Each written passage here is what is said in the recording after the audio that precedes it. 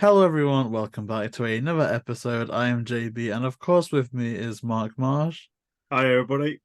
And we do have a KSI in the background, so make Yes. sure to comment down below something about that. That will be staring into your souls for the entirety of a couple of episodes, or maybe just this one. We're not sure yet. But we've got an interesting topic today. Make a Wish got involved. Oh wow.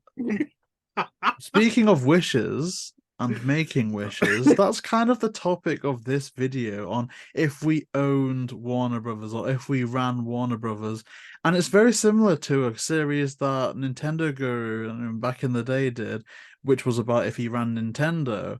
Now, this is kind of reversing that a bit because I think both companies have something in common. Both I love them. Both I think they could improve in some ways. Definitely Warner Brothers, but more specifically how they're treating the Scooby-Doo franchise and what they could do moving forward. So, Mark, as opposed to kick things off, if you were, the head of Warner Brothers, what are the next few things that you would do to the Scooby franchise? What I do is I get a new team involved and we do it properly. Proper supernatural Scooby-Doo for adults, not this rubbish on the Velma series. No, we're going to do a full-fledged Scooby mystery where murder's real, they're serial killers, it's dark, gruesome. It's like Five Nights at Freddy's meets Scooby-Doo, that kind of team up. See, that's an interesting one because I was thinking more along the lines of setting things up for everyone, but I do like that idea. It's kind of like bringing things back to the Zombie Island ages. Now, I will ask this. And bring back a Scooby-Doo game. Oh, A yes, that's console actually very game. high on the list. Yes. But in terms of talking about making things Scooby-Doo for adults, it's grim, it's gruesome, it's dark, it's gritty. Would that be your only direction, or would you sprinkle something in for family-friendly No, audiences so and I'll stuff do like that? family friendly stuff as well in the mix, and then do like two projects basically. One for the family friendly that will be direct to TV, um, home media releases, that type of stuff. And then for the adults on the streaming services will be the Scooby Doo one where everything's like supernatural type of Mm. stuff. So it's like supernatural teamed up with Scooby Doo again, and they took over doing the episodes, that kind of style. Yeah, I So it's like, like that idea. yeah. So that, I think that would work. And then also bring in a couple of games, like the Lego game, bring in a Scooby Doo Lego game, because I feel like that would sell. So like if you throw Lego Scooby Doo and do a bunch of games for that, they're sell regardless because they got the title Lego in. It's a money maker before it's even got pitched. Lego Scooby Doo money. What's the game? That's it. Pre-order now. People pre-order it because it's Lego. It's a Scooby Doo game. Two things you want, you buy it, and then just wait for the final product. Yeah, and I want to say even people that don't necessarily like Scooby-Doo can still buy it because Yeah. I bought stuff like Lego. See, I don't want admitting to this is kind of weird. I'm probably the only person on planet Earth that hasn't seen like Star Wars all the way through. But I played Lego Star Wars the game because I know that Lego games are a format that I like. It's fun multiplayer. The type of puzzles are ones that I tend to enjoy. Level design I like. So even people that aren't a fan necessarily of the franchise, of the intellectual property, will buy into it for it being a Lego game. So I do like that idea. Now, in terms of budget, I think that's the big one because if there's one thing that I think is my gripe with Warner Brothers, and this is across the board, not just Scooby, is how much money they allocate to certain things over another. So in terms of your dark, gritty Scooby-Doo, would that be animated, live action? And when you say streaming, does that completely rule out the possibility of theatricals? No, I still do theatrical, but I would probably invest in the style of anime style. Hmm. So probably a bit more budget would put into that, but have like an anime Scooby Doo section where it can be gruesome. Because I've seen a lot of anime, and even though some of it is kid friendly, it has the adult humor and the dark side to it mixed. So I feel like anime with style for Scooby Doo would probably fit the criteria for adults. And then See, you got the normal cartoon ones for the kids. I think people may be a bit confused by that, but I like that concept based on how many people within the 20, 30 age demographic are now crazy about anime. Yeah. Like we kind of discussed before, I've just started a new job and there's like 4 or 5 different co-workers. All of them are completely crazy about anime. And it's something that I've noticed, like it's all the rage like when people shop for stuff at like HMV. So one thing that really gets people back into things is nostalgia, I feel. And so the amount of people that are of that demographic that will be anime fans, they hear Scooby-Doo's coming out in anime form. I do think it's got potential to get a lot of eyes on it. And one thing the Scooby franchise needs is eyes. I feel like Velma did the perfect thing in exactly the wrong way, if that makes sense. Like more people than ever were talking about the they Scooby they had an franchise. idea, but they couldn't execute the idea, Nah, and nah. then it went off the rails, and then nothing was there to duct tape it back together, and they just thought, oh, you know what, sod it Yeah. And there. that's my philosophy. And then they're Fandoms like make a season two. I was like, franchises. how have you? That's the one that I don't understand. I don't know how they managed to get approval for a season two when season one sucked so bad, no one wanted it. I was like, I'm, I'm, I'm stunned. We're still waiting for Blu-ray release of Zombie Island. Oh, and I would like that. I want proper bonus features as well, like extended Yeah, bonus features, interviews with people that worked on it back then. I think that would be amazing. But yeah, I mean, fandoms do make franchises, and the more eyes on a Scooby-Doo property, the better. We just need it in the I right I feel like way. they knew more people hated Velma that they could profit from and made a season two. And I'm just like, all right, then they must figure out how can we make this worse? Because if you want to make it better, you got to redo the entire thing, and they can't risk doing that. So it's like, how could you Well, improve season it's two? the people, isn't it, behind things that I mean, obviously the studio has a lot to do with it, which is what we're talking about. But I think the studio hiring the right people. I mean, that's what you said at the start. You'd bring on a new team. So are there any animes that you're a fan of that you know have a good director, good writer that you'd bring into the Scooby-Doo anime? Yes, I do have a few. So, um, mind my language. It's called this, but you can bleep it out. It's called Oh it's no. called heavy metal, dark fantasy. It's a good anime, all right. So I'll kidify that. So it's Bar Steward, heavy metal, dark fantasy. Is that right? Yes, Oh gosh, who does that then? it's an 18 plus, but that's because it's got so much gore in it. Oh No, god. no, no sex scenes. What was that? It's just like blood and all that. But it's got 3 seasons. I haven't seen the third one yet, but it's so good. Moonlit Fantasy, another good one. Eminence in Shadows, another good one. Attack on Titans, another good one. From Commonplace to World's Strongest, my favorite anime so far. All these potentials. I was gonna say the finest assassin reincarnated into another world, but the director maybe not with that guy because of all the other work he's done with a certain anime, which I don't want to name, but I'll tell you after. Oh no. If I know I say the name, you're gonna have to blur the entire thing out. I don't want to give you more work on the editing. I can tell you now, but it's up to you. I mean, let's go for it. Let's go for it. I'm ready to be. Okay. The guy who done the finest assassin reincarnated in the world is the same guy that done redo the healer. And if you know what that is, yeah, yeah. I'm not familiar, but I'm gonna. Trust me, just I'll type have that to. in afterwards, and then you see why. Yeah, viewer discretion on that I one. I would have said feel that one, but I was like, not no more. that's crazy. But here's okay, you can forgive me if I'm wrong because I'm literally an anime noob. I know nothing about it. I don't think I've ever watched it apart from the old Pokemon stuff. My understanding is a lot of these, in fact, most of them are primarily written, directed, and produced and performed using, in Japan. And then when it comes over here, you get a dub and a sub Yeah. version and whatnot. So, in terms of that, would you propose that it happens like that? And maybe you get Grey Delisle dubbing the role, Matthew Lillard dubbing the role, or would you bring in a new cast for something like that? Normally with animes, the way it works is mostly they get the lower actors to do it because most of the anime products don't hit big until the first season's out. But whereas it's Scooby Doo in the name, we can pretty much pay for the original actors.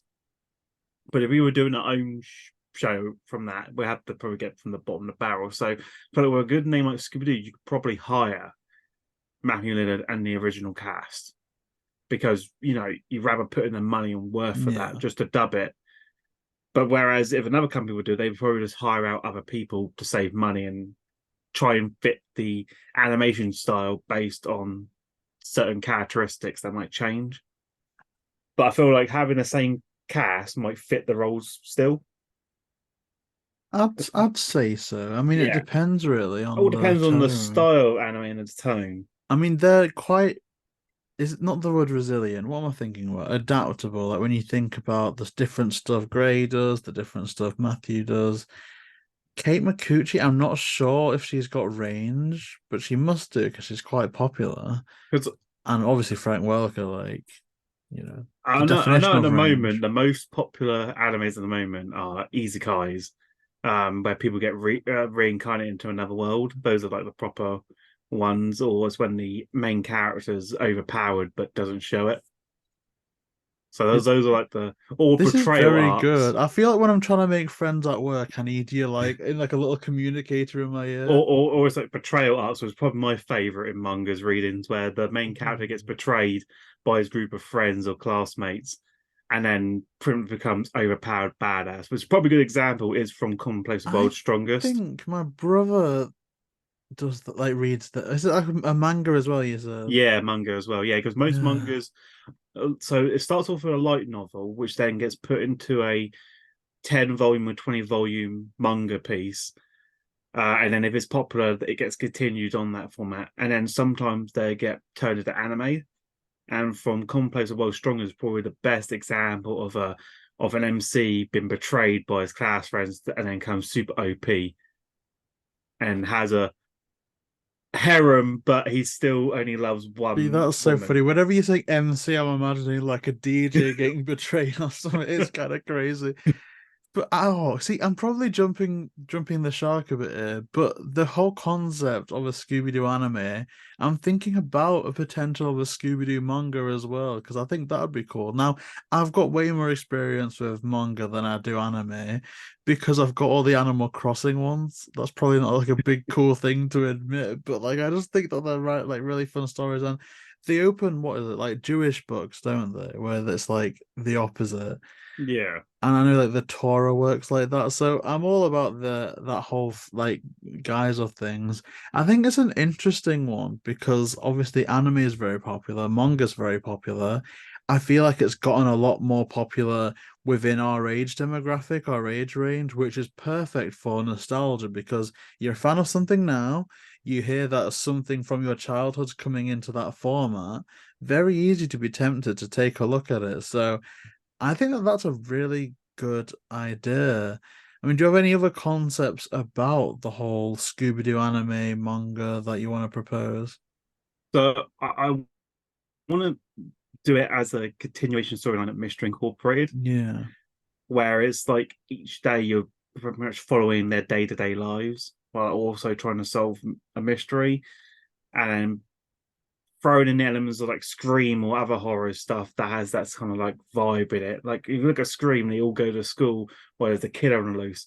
Scooby can do the exact same. So you get to see what their day-to-day lives while there's killers going around killing people that they may or may not know. I think Mystery Incorporated is my favorite Scooby-Doo series because it pretty much had a dark tone. The animation style looked really unique and cool, and it was a continuation storyline. So you felt like each time, each week you were watching, you were still continuing that story to the climax at the end where they actually had the final battle. Yeah, I think for all Because you need to have a main like mastermind yeah. and then have minions, and I think like that works the best. So you're pretty much going for one goal to find out who this mastermind is, but you have to go through his minions and lackeys first. I mean, a lot of people say that they don't want a season three because they feel like the story's changed. And I get that, like it's completed, but at the same time, how many shows like Buffy the Vampire Slayer has oh, it ended because this one big bad gets defeated, but then there's like 4 or 5 of them. I think there's always a story you can go to, always an expansion on that story. I think the show ended in not a great place for me personally in terms of continuing because it's like, okay, they're traveling to the Miskatonic University.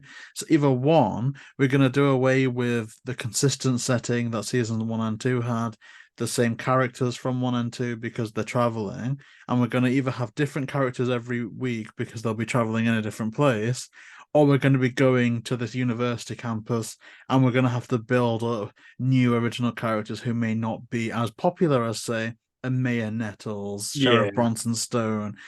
So it is a tricky one. Me The sheriff personally, was the like, favorite character I loved in that that's what series. I'm thinking. Like, if they make it a university show, that they're at university campus, they're doing mysteries around that area. If they got Sheriff Bronson Stone, because now Coolsville or Crystal Cove is completely, free from evilness, free from monsters. I kind of think, well, what's the need for a sheriff in order to make money, to make ends meet? Him finding a job as a campus security person at that university, I think would be a perfect way for them to do season 3 with him still there. Like, could you imagine him as like campus security? I just think that that sounds Because fun. even if they couldn't do a third season, they could probably do a series with Sheriff Bronson where it shows his perspective on his journey while all this is happening. I still that'd be a good hit because I'd watch it just for him. Mm. They made that character perfect, especially Mayor's Fred Stan, the mayor. Mayor Dad, yeah. Oh my god, that those two pair were brilliant. I just thought they really knew how to make it hilarious for the audience, but also have other background characters become main characters or side characters.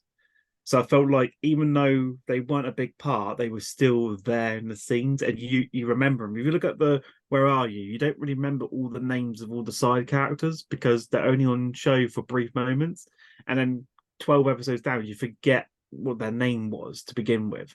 Whereas in this one, you remember Sheriff Bronson Stone's name throughout the entire season because he's in it all the time, but he has its own moments away from the gang.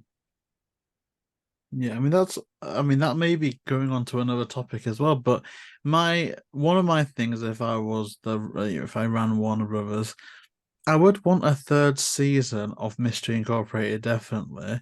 I just think overall, my thoughts are stuff needs to change because I think Mystery Incorporated is the perfect place to springboard a big franchise off. But my thoughts were, based on things that we heard from people, is that Warner Brothers completely messed up the schedule at the time with Cartoon Network, with episodes airing out of date. And we only got a huge resurgence of love for Mystery Incorporated once it was all on Netflix. And I'm kind of thinking, like, for all I know that there's issues with streaming, definitely. I'm not claiming that there isn't. With it being so popular on that platform, with a lot of people having Netflix, there needs to be some type of deal that a season 3 would need to be on Netflix as well. Because say a season 3 comes out, like I think the casual audience needs to be on board with it. They're not gonna want to start off at season 3 and then see how it goes. They're gonna go back to season Yeah, 1. they'll be rewatching it Yeah, again so there needs to be an easy place. And I know there's like iTunes because and DVDs, but I don't it's know. essentially 10, is it 13 years ago it came out? Oh gosh. 2010 it aired or it ended. Yeah, I was way out of it then. So it's over 10 years It old. was old, yeah. Jesus Christ, I felt old. Oh, I hate saying that. Like 10 years old. It's like it doesn't feel like it. It just feels like, oh God, damn, I feel old. I was watching that when I was in college. No, no. Oh God. What have I done with my life? I was Don't thinking that yesterday. Jesus Christ. Life just hit me. 12, 13 years. Jesus Christ, that is a long time. So yeah, even if they did a third season now, it probably won't do justice, like you said, because they need a re-air of the first 2 seasons, and will people watch it with the same excitement? Because you're only targeting people like us in our age category Yeah, and that that's the remember it thing. because we There watched it has when it to was on be TV. a one-stop shop to binge as well. Because if it re-airs and we've got a lot of new fans, there's going to be so like all the spoilers are already there I online. know. Like, how are we going to get to the big Maya dad reveal with people watching it and oh, it's on the internet, or they speak to a friend. Oh, I've just started watching Mystery Incorporated. Oh yeah, well, like I just think it needs to be bingeable, accessible worldwide, and that's just how it needs to be. There needs to be some type of jump on point because I mean, they're doing a similar thing with Doctor Who at the moment, where I think on Disney Plus in America, all the new Doctor Who stuff they're gonna start making series one again, which I think is kind of ridiculous. But at the same time, it's a bit like there needs to be some type of way that you can jump onto something long standing. And we're lucky with Mystery Incorporated because that's only 2 seasons. But there's no way you can just do a season three and have it just be either a soft reboot of the show, even though that kind of happened already. I think it would be a shame to sacrifice all the character development and growth and story of the first two just for new fans. So it'll be a tricky one, but I definitely do want a season three of Mystery Incorporated versus, say, a newer show that might do something good, but again, like I don't know, it just Yeah. seems like a lot of building up, which they can do. I just don't know if I've got much confidence in them to do it. The only way I guess they could do a reboot, redo Mystery Incorporated. See, I dislike the idea, but I also love the idea in But then again, if you do a reboot, are you going to get 2 seasons or three? Because what if they do one season a reboot and then that's it? There's no other second seasons. Like it's a risk with reboots because there's like 2 or 3 seasons or something, and they do a reboot. You're essentially got to reboot all the seasons, but then what if it doesn't hit the rails as you want and you just waste all that time? It's a hit and miss with reboots. we need a surefire storyline and a surefire team. Because you think about the whole cast behind the scenes of Mystery Incorporated, we had Victor Cook, who was one of the main directors of Spectacular Spider-Man, which is one of the most beloved iterations of that series. You had Mitch Watson, who won loads of awards for TV and film and stuff. I just think they need to make sure to hire people like that. And also a bit like a writer's room as well. I think one thing that the Scooby shows are kind of lacking is it's mainly freelance writers who do a good job, but I think the concept of a writer's room is probably one that isn't utilized enough in Scooby. Last time we had that, I think it was What's New Scooby-Doo, if I'm not mistaken. And for all that wasn't going for, And oh, that we're going turned to out make a great with three story, seasons. like, yeah, they still did all that. So I think a writer's room is essential for any new season. That's one thing I'd do if I was running Warner Brothers. We need just a group of writers come together and make a new Scooby show there. Because I know everyone says What's New Scooby-Doo is probably the best season. And to me, that was like what purists of older generations talk about with Where Are You is kind of how I feel about What's New Scooby-Doo, just because that's the one that I primarily grew up on. It's kind of Yeah. like that. And that came out in 2005. Five, I thought it was 2002. I think it ended in 2005. So it's 2002 to Oh, 2005. gosh, how old was I there? I was Damn, like that's 4, 5, 6. 15. That's like 17 years ago. I was like 4 years old. So it's like, Jesus Christ. If we do it back in 2002, that's basically like 21 years. I know. Okay. Yes. So yeah. 2002 to 12. Yeah. So 22, 21 years. Wow. This is such a strange one because, like I mentioned earlier, I was very much inspired to do this topic based on another YouTuber that I watched. I knew the Nintendo Guru series, and that got to like 150 episodes. I feel like we could have like a spin-off series at some point, which is just the same thing. Like, what if we ran Warner Brothers? Because there's just so many ideas, so many There's things so much that we that they can could probably come do. up with and how to sometimes like we could do mini episodes like back in the day the shorts that they did where it's like 3 short segments um that made up one episode and that made sense. Like I feel like they should at least bring that back. At least like try it. Okay, it hasn't been done in like so long, but like, maybe the short segments might be the revival Warner Bros. Need for Scooby Doo.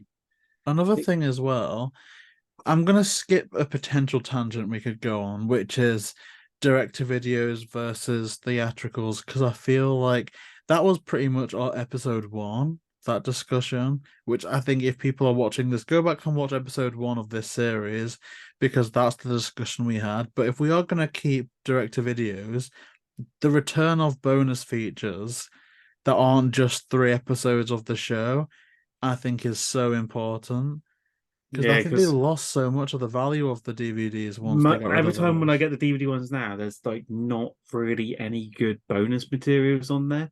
Or I hate it when they add stuff that doesn't really fit the theme of the episode.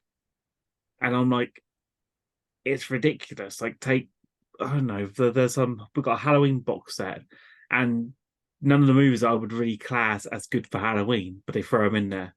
And then the bonus features of them don't have like good episodes, or most of them have the same episode on each disc, like What a Night for a Night. I understand it's the first episode, but I have about, I've been like 18, 20 discs to have it on.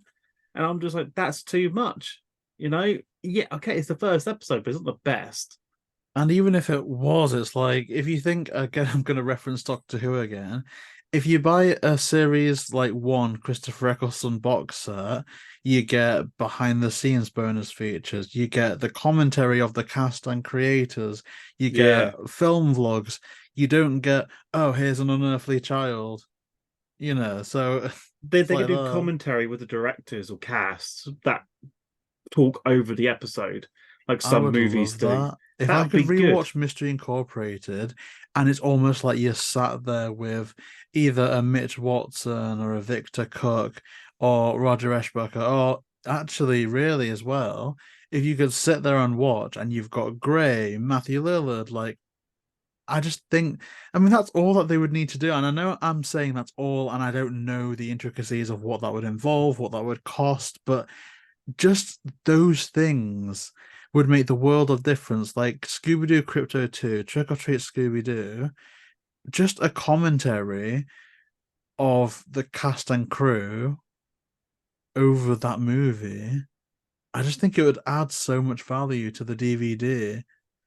I think because we don't have it in the cinema and the theaters, and it's the only way to watch it, it's like, oh well, people are gonna buy it because they're gonna want to watch it anyway. And it's like, well, yeah, you're not wrong, but also you want your DVDs to feel like an event, like it's prestigious versus just, we'll just dump this, I guess. Yeah, because I mostly like going to watch the bonus features most in the movie. Because you see the movie once, that's fine, but it's bonus features you come back to. There's many DVDs that I go back to just for the bonus features, like the Harry Potter ones, the two special ones. The bonus features are probably what makes it even more enjoyable to watch because there's a lot of content on the DVD ones, but then when you upgrade to the Blu-ray one, there's more content. So for like with Warner Bros., even if it's just the movies as well, like you take um the live action movies of Scooby Doo and Mysteries Unleashed, Monsters Unleashed, sorry, they had bonus features, but some of it wasn't on the DVD.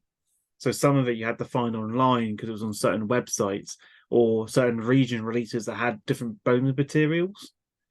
So I feel like, with that, it's just like most stuff you find online is from other regions, but they don't do that with Scooby anymore. It's all like episodes, that's it. Because I used to have Yeah. remember doing regions because they had different stuff on the bonus features. Same with the tapes as well. A region free like DVD would have a different bonus feature than my one. I buy it because of the bonus features. It's the same movie, but the bonus features have something different. Yeah, even animatics of scenes, because you've got Chris Santos, who worked on Trick or Treat Scooby-Doo on Twitter, posting some amazing animations of Coco Diablo and stuff. And that's cool, but it's like he literally had that on his hard drive to post to Twitter. Like, just Put go, it on the like, DVD. yeah. And even That's like Peter Crosman, and this was back when things were good, but I think even when they were good, they still could have been better. Like the deleted monsters footage from Monsters Unleashed, if that was on the DVD, that's like mind blowing. That would be really good. Or there's the game as well, where you put your DVD in your PC and you can play the game. Or there's a DVD game of it now. It's like they don't do that anymore. I guess Granted, that's. I mean, there is some stuff that's probably a bit outdated in there. I mean, I say that, but I'd still play them. Like, I think the last one they did was, I think it's Aloha Scooby-Doo, but you know where you just get to control Shaggy and Scooby and they're running, and you have to make them jump over different obstacles. They swing on vines, running away from the Wiki Tiki. Those are really fun. They had character. I wouldn't be too sad if they didn't come back because, like, if you think a kid now, maybe they've got an Xbox Series X, a Nintendo Switch, or even just a phone, to be honest, nowadays, I don't think they're going to play them. oh But no. even still, like bonus I features, think only we would play them. I would definitely play them. But yeah, I think Oh, that sums it up for this section on my part. What I'd really want if I ran Warner Brothers is Mystery Incorporated Season 3 or a new series with an established writing room. And I'd also like the return of bonus features, definitely. And that's just the tip of the iceberg. So we can do a part two, three, and a four of budget, this. and a Oh reasonable yeah. budget. You know, So and in terms of you, you'd like a Scooby-Doo anime, Scooby-Doo manga. Is there anything else that you'd like to throw into the mix? and Lego Scooby-Doo games. Yes. Oh, Lego Scooby-Doo yeah. games. That would be the best. The fact that they haven't done that it is mind blowing because they did it with Lego Dimensions with an add-on pack. And like, it works. I feel like Scooby-Doo is missing out on the Lego business. It's like, go for it. You know, what are you gonna lose? You'll make money regardless if the game's crap or not. I want it to be good though. Yeah, because That'd the be best. great. And you look all the cat because like with Lego, now you got look all the skin characters. Now imagine just roaming around playing as like one of the ghosts, or just and or the Black Knight ghost walking around. That'd be awesome. Even that extended Hanna-Barbera, like you could have Penelope Pitstop, the Flintstones, Jetsons. I mean, all the vehicles. I think we spoke about this in our. We did do a section about Scooby-Doo games, didn't we? And that Yeah, was a good one. So I'll leave both the first episode in the description and also our video game episode in the description for people to watch because I think they kind of go together nicely based on this. So yeah, I guess that does it for this section. Comment down below what you'd like to see Warner Brothers do with the Scooby-Doo franchise. And if you do want to see a part two or part three of this, because honestly, yeah, this could be its own thing thinking about it. There's just so much I'd want to do. But yeah, Mark, where's the best place for people to find you on the internet? you can find me over on my social media at Twitter at iGosLuigi, or over on my Instagram at MarkMarsh94, or head over to my main YouTube channel where I post content. That is amazing. And I'll leave all of our links in the description down below. Please make sure to like, comment, and subscribe, and we'll see you next time.